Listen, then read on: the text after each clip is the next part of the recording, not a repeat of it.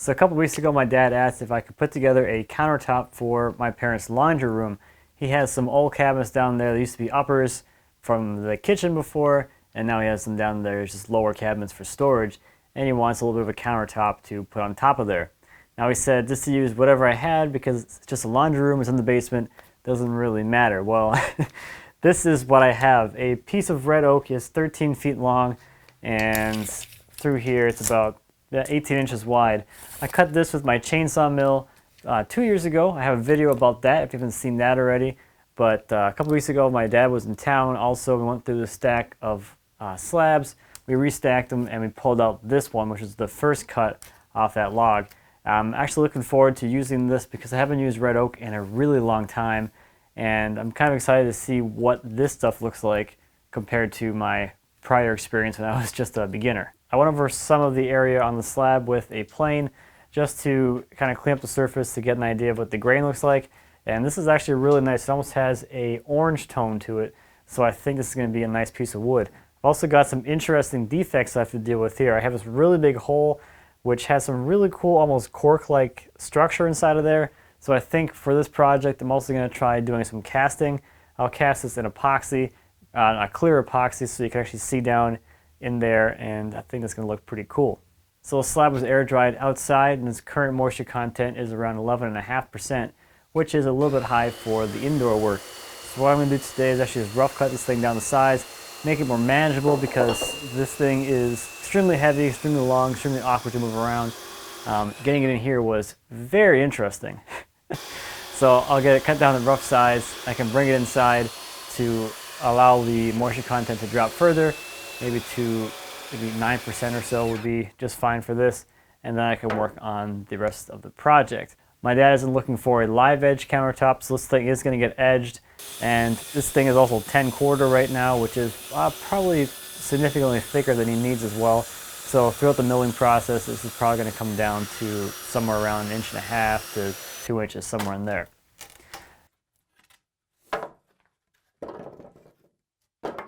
Alright, so this thing is all prepped and ready to go. I'm going to move this inside so it can dry out for a few weeks, and this should be a lot easier now that it's a lot more manageable. So I'll see you in a few weeks. So this is one of those projects that you set aside for a couple of months, and those couple of months turn into over a year. So here we are, back at this project finally, once again.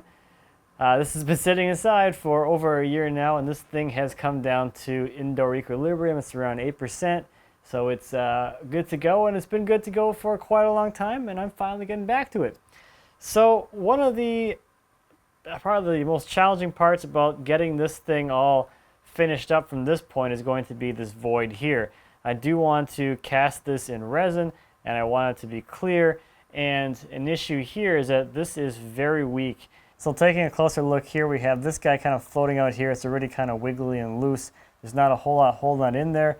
And if the planer knives hit that, they'll just get torn out and just destroyed. So we need to get some resin in here to strengthen and stabilize and lock everything in place before getting this thing totally milled up. So we need to come up with a containment strategy to contain the resin in here while it cures so we don't end up with a puddle of resin on the floor. I think the easiest thing for this one is going to be to fill from the top, so that means I need to take a look at the bottom and see how that kind of looks. So pretty similar thing on the bottom, also kind of loose and fragile.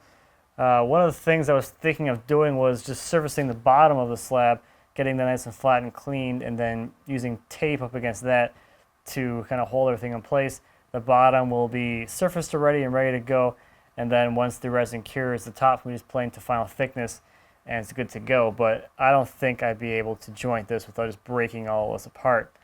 So I think what I'm going to have to do to contain this is clean up the area around this big knot and this big hole with a sander, just to get rid of some of that rough sun mill marks. Clean up the surface a little bit so that the tape I'm going to use has a better chance of adhering and not leaking.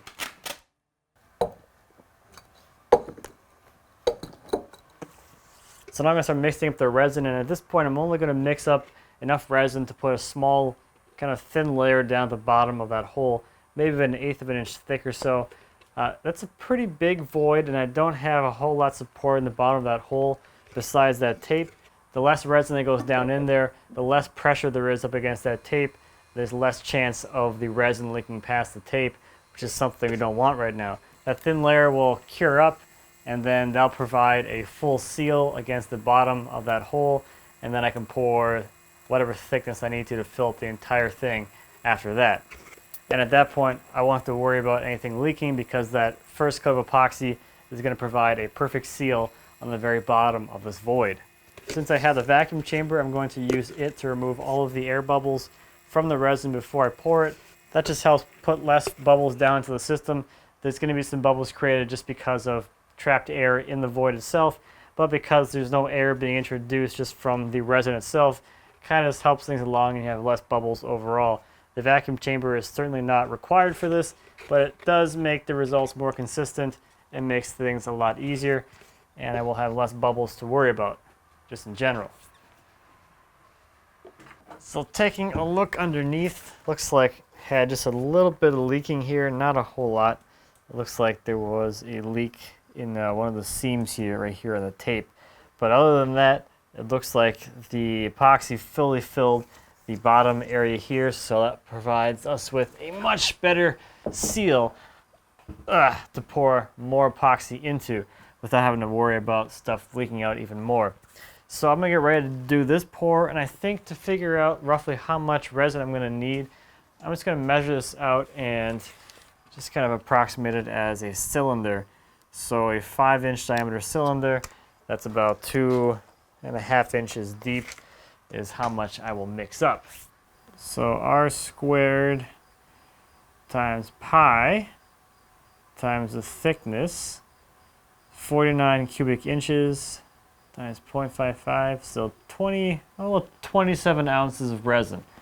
So I'll start getting that mixed up, and as I go to do the actual pour, I'll pour pretty slowly, kind of pouring into that bottom area so I hit the bottom and cause it to kind of fill up from the bottom, because there's so many like pores and voids in there. I want the resin to push up from the bottom to hopefully push the air out the top. That way when I go and actually surface this thing, I won't have a whole bunch of voids within the actual slab.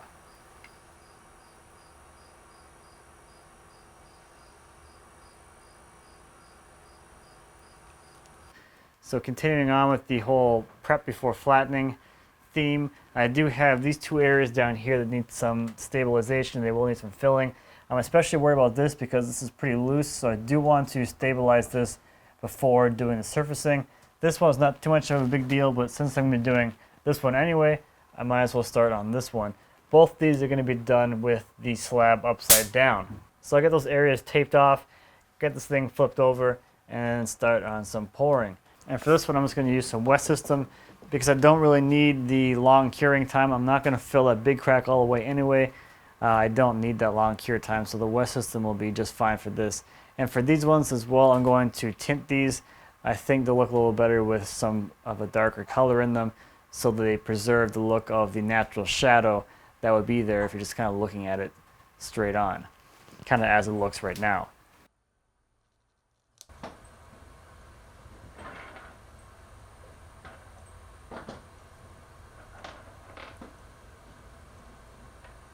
So I was just going to do 1 or 2 pours on this side just to get the top side covered, because the bottom side doesn't need to be totally filled because it's the bottom, you're never going to see it.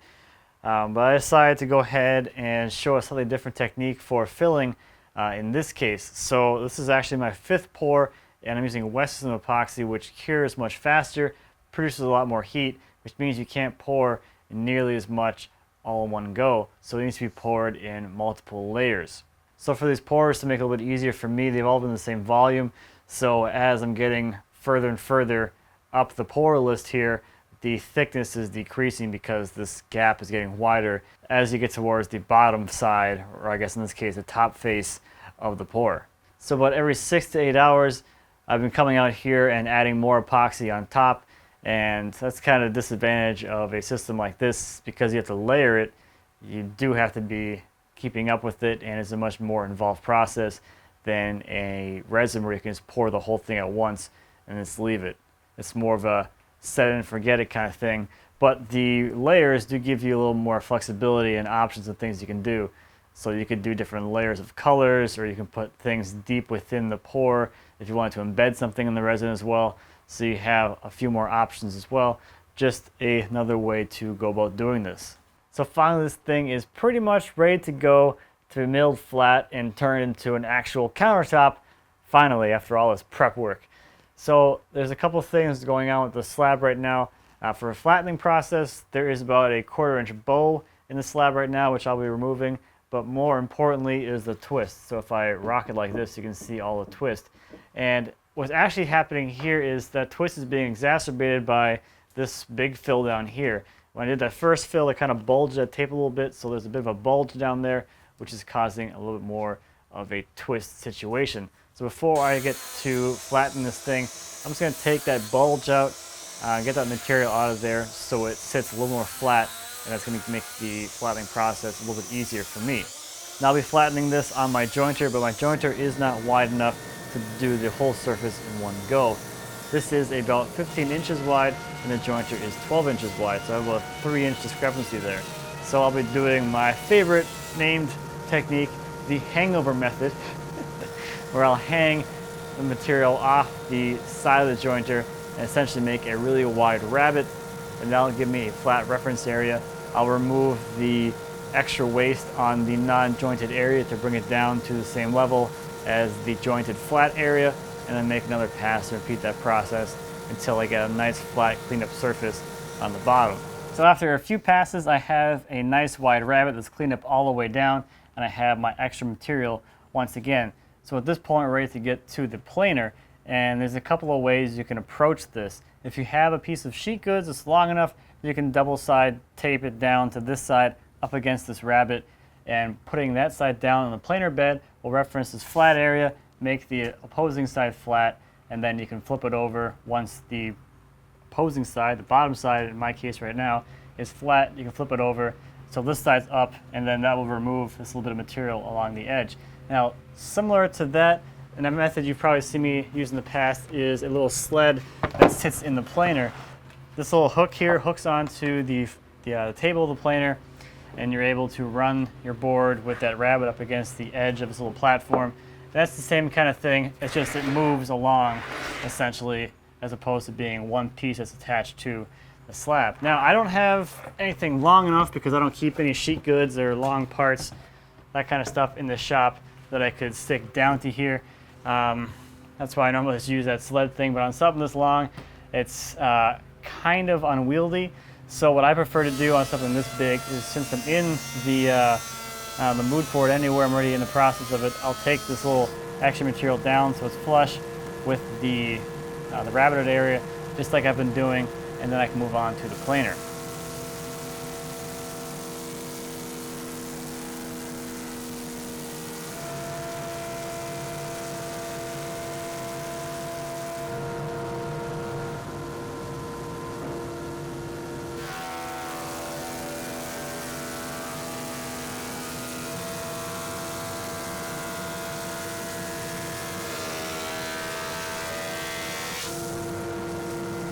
And once I get the slab all planed down, I can go ahead and clean up the edges, rip it to final width, and then cut it down to final length.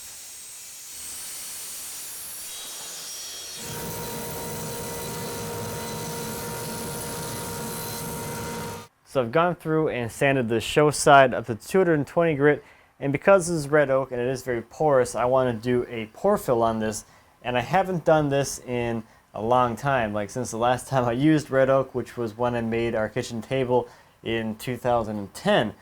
So I want to try this technique again because it's been so long. It's going to be pore filling with like sanding dust using a varnish. So this process is really simple. It starts off with some kind of varnish. A polyurethane works pretty well for this. I'm using some Armor Seal, so I'll put some of that into a mixing cup, and if you're using something a little thicker like a poly that's not meant for wiping on, you can add some mineral spirits to make it a bit thinner. And then to that mixture, I'll add some boiled linseed oil. The boiled linseed oil is going to extend the cure time, so we have a lot more working time to be able to work the stuff into the surface before it starts to cure. And the overall process here is going to be to wet sand the surface to create a slurry and then work that into all the pores. Now, something you can do to make this process a little bit easier and more streamlined would be to use a sander that has a dust bag on it and collect all of the fine dust from the sander. That's going to add a lot more of that fine dust to the surface, and it's going to allow you to sand a lot less. I don't actually know where any of the filter bags for my sanders are since I never use them, so I'm going to be doing this all by hand, so hopefully it goes all right. The other thing is I'm sanding with 400 grit wet dry sandpaper. Something a little coarser would be better, like 220. I thought I had some, but I don't, so I'm using 400. So again, we'll see how that goes. Hopefully that is still coarse enough to create enough dust to make a slurry and work its way down into the pores. The porefill has had time to cure. That took about 3 days to cure. And it's been about 2 months since I did the porefill. Told you this is one of those projects. So this thing has had plenty of time to cure, and actually this slab is still nice and flat, hasn't moved at all, which is always a nice plus. It's been sitting over on the shelf for this whole time. So at this point, I'm ready to kind of move forward, get this thing ready for finish, and just kind of finish up the finish prep. I'll start on the prep on the bottom. Since this is the bottom of a countertop, which is never going to be seen, this is just going to be a utilitarian finish down here. So I'm not going to be too worried about cleaning up any tear out or anything super noticeable down there. Just want to establish a smooth surface that is not totally jagged or weird. I'll sand the rest of the surfaces as well, and also take the sander to the top to remove any excess of that pore filler. Basically just remove whatever's on the surface and leave whatever's down in the pores. I'll also add a small roundover to the side edges as well as the front edges. I'm going to leave the back alone because again that's going to be scribed anyway, so part of that's going to be removed once it's scribed to the wall. And the last little detail for finish prep is going to be just to polish up the epoxy area a little bit, just to bring back some of the glass-like properties of the epoxy, make it less hazy, and make it so that you can actually see down into the epoxy itself. So for that area, I'm just going to sand to higher and higher grits.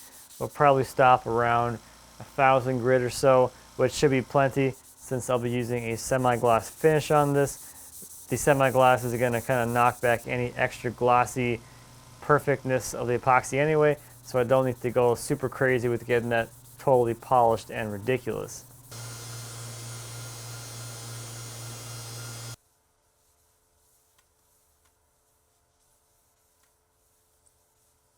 Now this thing is all ready for its actual finish now, and of course that porefill also serves as sort of like a first layer of finish, like a seal coat. So this is actually really smooth, and looking down at the pores, they're all really nicely filled. So we should end up with a really nice smooth and glass-like surface. Now this isn't going to be as exciting as when we did the porefill because this is really just going to bring back the color that was there when we did the porefill. So kind of as it is right now, it's a little blotchy as I've kind of sanded some areas more than others, but this first coat of finish that I'm applying now is going to kind of bring back the overall look of this piece, basically back to the look we had when we did the porefill, since that was technically the first coat of finish. So for this thing, I'm just going to use my typical 5 coats of Armor Seal type finish. I'll leave a link to a video I did about that finishing process if you want some more details. So I am super happy with the way this turned out. The porefill in here made the surface much more glass-like, which is kind of a nice change from the typical kind of porous finish you get on something that's, well, porous like red oak. You know, most things that I make, I want to still look like wood, so I don't mind the kind of porosity in the finish, but on something like this, and for just kind of a change of pace, it's nice to see this kind of thing happen. The epoxy fill down here, the clear one, that turned out really nicely. Having some depth there is really cool. Now, the funny thing about this is that in order for you to actually see a lot of the depth down there, it does help to have the bottom kind of open to light, so light comes up through the bottom and it illuminates the top. Well, this is going to be on top of some cabinets, so there's not going to be any underlighting, so it's probably not going to look as great as it does now, but it's just kind of cool regardless. I think having that clear over there and having the contrast with the dark tinted epoxy for the cracks worked out really nicely.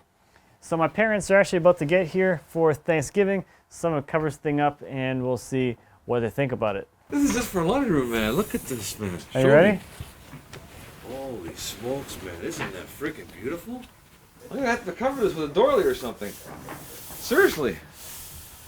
I don't have the guts. Oh, look at all the epoxy. That's beautiful, Matthew. Look at that. That's beautiful, man. Thank you. You're welcome. That's awesome. Seriously. Thank you, man. Appreciate it. Thank you. That's nice, man. So my parents were really happy with the countertop. My dad sent me a picture of it just sitting in place. I'm not sure when he's going to actually scribe it or if he actually will scribe it to the wall, but it does look good sitting there.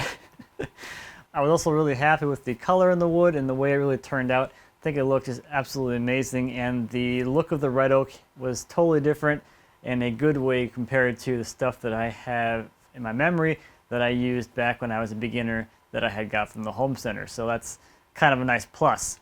So actually, if you want to see another project made from the wood from this log, I'll leave you a link to James Wright. He just finished up a dining table, and the top is a pair of book match slabs from this log. So you probably want to check that out. I thought it turned out pretty nice as well. So thank you as always for watching. I greatly appreciate it. If you have any questions or comments about anything I showed today or anything here in my shop, please feel free to leave me a comment. I'll be happy to answer your questions you might have. And until next time, happy woodworking.